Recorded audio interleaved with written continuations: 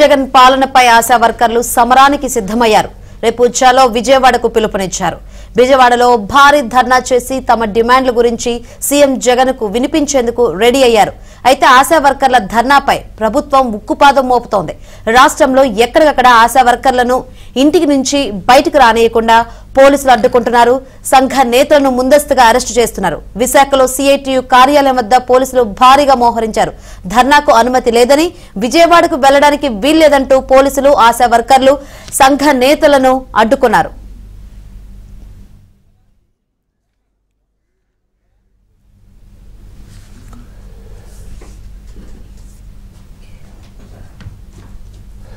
ప్రభుత్వంపై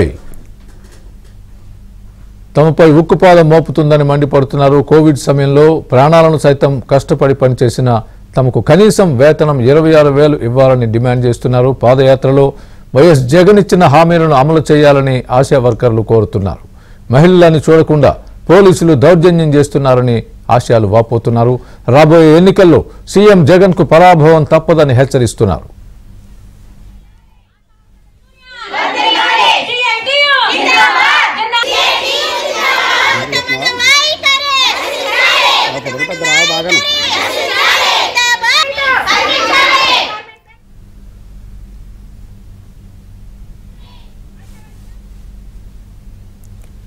ఇక ఇదిలా ఉంటే కాకినాడ జిల్లాలో ఆశా వర్కర్లపై పోలీసులు ఉక్కుపాదం మోపారు. ఆర్టీసీ బస్సులు, ప్రైవేటు వాహనాలు, ద్విచక్ర వాహనాలను తనిఖీలు చేస్తున్నారు.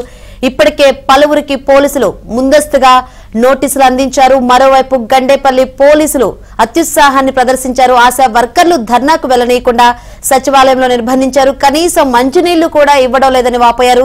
తమ న్యాయపరమైన డిమాండ్లను అడిగితే ఇలా అరెస్టులు చేయడం దుర్మార్గమని మండిపడ్డారు.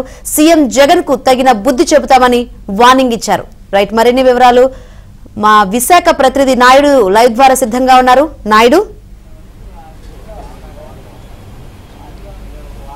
రాష్ట్ర వ్యాప్తంగా కూడా ఆశా వర్కర్లు ఆందోళన చేపడుతున్నారు. ఏవైతే ఆశా వర్కర్లు ప్రతి గ్రామ వాడలా కూడా ఏవైతే ఆరోగ్య రక్ష, జగనన్న ఆరోగ్య రక్ష కావచ్చు, హెల్త్ పరంగా కావచ్చు, అన్ని విషయాలను వాళ్ళే దగ్గర ఉండి చేస్తారు. అయితే ఎన్నికల సమయంలో ముబ్బడిగా అనేక హామీలు ఇచ్చారు. అంగన్వాడీలు గతంలో ఎలా అయితే హామీలు ఇచ్చి మోసం చేశారో, సో ఆశా వర్కర్లకు కూడా అలాగే హామీలు ఇచ్చారు, కనీస వేతనం అమలు చేయాలని. మరోవైపు కోవిడ్ సమయంలో అత్యుత్తమైన సేవలు అందించినటువంటి వాళ్ళని గుర్తించి అన్ని విధాలు ఆదుకుంటామని చెప్పి ప్రభుత్వం చెప్పింది. ఇప్పటికి కూడా ఒక హామీ అమలు చేయనటువంటి పరిస్థితి, కనీస వేతనాలు కూడా ఇవ్వడం లేదు. మరోవైపు బయట గ్రామాలకు, మిగతా ప్రాంతాలకు వెళ్ళేటప్పుడు వాళ్ళకి కనీసం కన్వీనియన్స్ కానీ మిగతా కానీ ఏమీ ఇవ్వడం లేదు.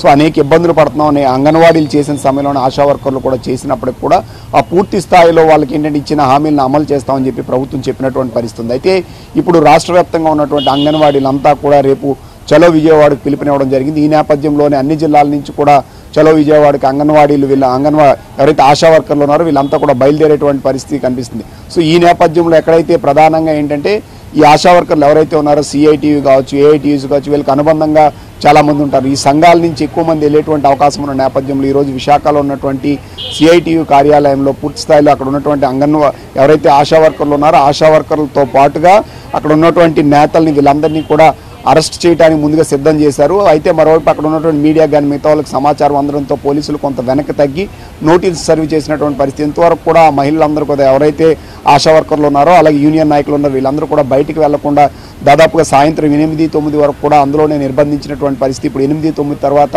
ఆ సిఐటియు కార్యాలయం నుంచి వాళ్ళ ఇళ్లకు పంపించారు. అయితే ఇళ్లకు వెళ్ళిన తర్వాత కూడా ఎవరైతే నేతలు ఉన్నారో వాళ్ళందరి ఇంటి వద్ద కూడా మగ పోలీసులను ఏర్పాటు చేసి వాళ్ళందరితో కూడా ఇప్పుడు ఇక్కడ ఇంట్లో ఉన్నారు, బయటకు వెళ్ళకూడదని బయటని కాపలా పెట్టినటువంటి పరిస్థితి. వీళ్ళతో పాటుగా కొన్ని ప్రాంతాల్లో అయితే అక్కడి నుంచి బయలుదేరుతున్నటువంటి వాళ్ళని మీటింగ్లు ఉన్నాయి, సమావేశాలు ఉన్నాయని చెప్పి ఉదయాన్నే పిలిపించి ఉదయం నుంచి సాయంత్రం వరకు కూడా, ఎందుకంటే విజయవాడ ఇక్కడి నుంచి వెళ్ళడానికి ఎక్కువ సమయం పడుతుంది, ఇప్పుడు బయలుదేరితే కానీ ఉదయాన్ని చేరుకోలేరు. అందువల్ల ఏంటంటే వీళ్ళు కదలకుండా ఉండడం కోసం చాలా చోట్ల పోలీసులతో కావచ్చు, అధికారులతో కావచ్చు, వీళ్ళందరితో కూడా పని ఉందని పిలిపించారు. కొంతమందిని ప్రాథమిక కేంద్రాలకు పిలిపించి అక్కడ బయటికి వెళ్లకుండా గడిపెట్టినటువంటి పరిస్థితి, కొంతమందిని సచివాలయాల్లో నిర్బంధించినటువంటి పరిస్థితి.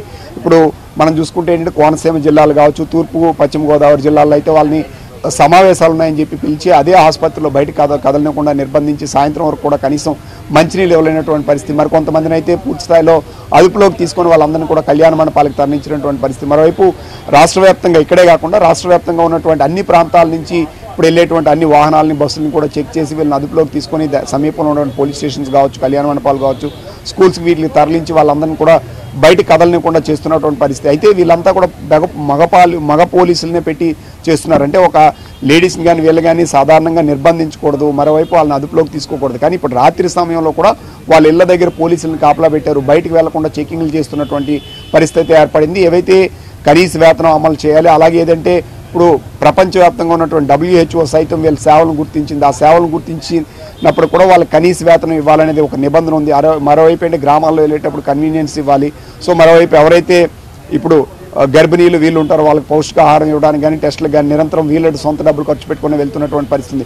సో అనేక సమస్యలు ఉన్నాయి. వీటన్నిటిని కూడా పరిష్కరిస్తామని చెప్పి గతంలో ప్రభుత్వం హామీ ఇచ్చినప్పుడు కూడా ఏవి పరిష్కరించలేదు. కాబట్టి వీళ్ళంతా కూడా ఆందోళన బాట పట్టి రేపు చెలో విజయవాడకు పిలుపునివ్వడం జరిగింది. ఈ నేపథ్యంలో అన్ని జిల్లాల నుంచి బయలుదేరుతున్న వాళ్ళందరినీ కూడా ఎక్కడికక్కడ హౌస్ అరెస్టులు చేయడం, అడ్డుకోవడం అన్ని కూడా జరుగుతున్నటువంటి పరిస్థితి అయితే కనిపించింది. మరోవైపు ఇప్పుడు విజయవాడ నగరానికి ఎవరికి చేరుకోకుండా వెళ్లే మార్గాలన్ని చోట్ల కూడా చెక్ పోస్టులు ఏర్పాటు చేశారు. జిల్లా ఎండింగ్లో కూడా వెళ్ళేటువంటి వాటిని కూడా చెక్ చేస్తున్నటువంటి పరిస్థితి అయితే కనిపిస్తుంది. మరోవైపు జగన్మోహన్ రెడ్డికి ఖచ్చితంగా, ఎందుకంటే ఎన్నికలు సమీపిస్తున్న వల్ల ఈ సమస్యలు ఇవన్నీ ఒకసారి బయటకు వస్తే ఇబ్బంది కలుగుతుందని హౌస్ అరెస్టులు కానీ ఇది కానీ చేసి కదలనివ్వకుండా చేస్తున్నటువంటి పరిస్థితి అయితే కనిపిస్తుందని మనం స్పష్టంగా చెప్పొచ్చు. Thank you Naidu.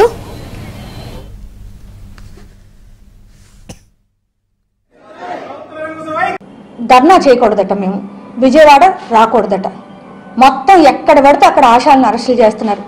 ఆఖరికి మా CIT ఆఫీస్కి వచ్చి ఆఫీస్లో ఉంటే అరెస్టులు చేస్తున్నారు. ఇంకా ప్రజాస్వామ్యాన్ని పూర్తిగా కూనీ చేస్తున్నారు. ఇప్పుడు దాంతో ఆగలేదు. ASHA worker Aadhaar card, ASHA worker కుటుంబ సభ్యులు అందరూ ఆధార్ కార్డులు సబ్మిట్ చేయమని చెప్పి ఈరోజు సాయంత్రం లోపల ఇమ్మని చెప్పి గవర్నమెంట్ ఆదేశాలు జారీ చేసింది. మావి న్యాయమైన సమస్యలా కాదా? మేమేం అడుగుతున్నాము? కనీస వేతనాలు ఇవ్వాలి.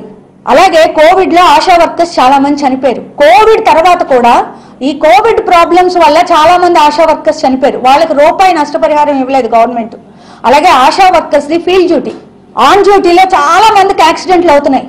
ఆరోగ్యశ్రీ కింద కవర్ అయితే ఆపరేషన్ కవర్ అవడం, లేకపోతే ఆశా వర్కర్కి రూపాయి కూడా గవర్నమెంట్ చెల్లించట్లేదు. సెలవులు లేవు, మెటర్నిటీ లీవ్ లేదు.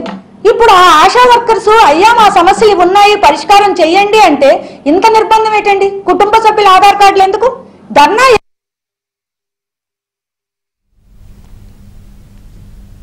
ఇదే అంశానికి సంబంధించి పూర్తి అప్డేట్ మా ప్రతినిధి లీలా చెప్తారు. లీలా చెప్పండి, ఏంటి ఎందుకు ఈ నిర్బంధం?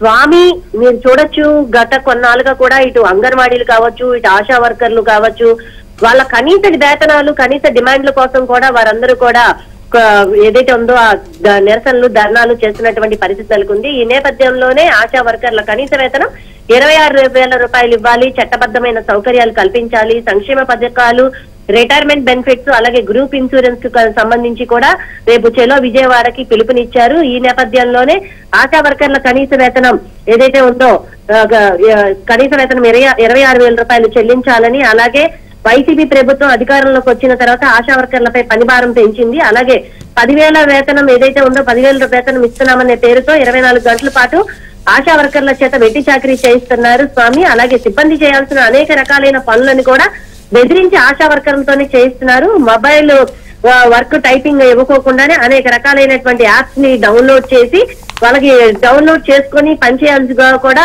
అధికారులందరూ కూడా ఆశాలపైన ఒత్తిడి తీసుకొస్తున్నారు. గ్రామీణ ఏజెన్సీ ప్రాంతాల్లో నెట్వర్క్ లేకపోయినా కూడా ఫోన్లు పనిచేయకపోయినా ఆశా వర్కర్లనే బాధ్యులుగా చేస్తూ నిందిస్తున్నాం జరుగుతుంది స్వామి. అలాగే సెల్ ఫోన్లు పనిచేయకపోతే సొంత ఫోన్లు కొని పనిచేయాలి, లేకుంటే ఉద్యోగాల నుంచి తొలగిస్తామంటూ కూడా ఆశా వర్కర్లని ప్రభుత్వ అధికారులు ఎప్పటికప్పుడు కూడా బెదిరిస్తున్నారు. అలాగే అంతేకాకుండా ఆన్లైన్ వర్కర్తో పాటు 26 రకాలైనటువంటి రికార్డ్స్ అంశాలను కూడా బలవంతంగా వాళ్ళ చేత చేస్తున్నారు స్వామి. ఈ నేపథ్యంలోనే వీటన్నిటి మీద వాళ్ళు రేపు చెలో విజయవాడకు పిలుపునిచ్చారు. ఎక్కడికక్కడ కూడా ఇప్పటికే కొంతమందిని అరెస్టులు చేసేటువంటి పరిస్థితి కూడా నెలకొంది. అయితే కమిషనర్ ఆఫీస్ లో ఈ రోజు చర్చలకు పిలిపించారు. ఆశా వర్కర్లందరినీ కూడా చర్చలకు రమ్మని పిలిపించారు. ఈ నేపథ్యంలో వాళ్ళందరూ కూడా రేపు చెలో విజయవాడకి పిలుపునివ్వడంతో వారెవరు కూడా చర్చలకు అయితే ఎవరు వెళ్ళలేదు కమిషనర్ ఆఫీస్ కి. ఏదైనా సరే చెలో విజయవాడని జయప్రదం చేసుకుంటామంటూ కూడా వాళ్ళందరూ చెలో విజయవాడకి పిలుపునిచ్చారు స్వామి. రైట్.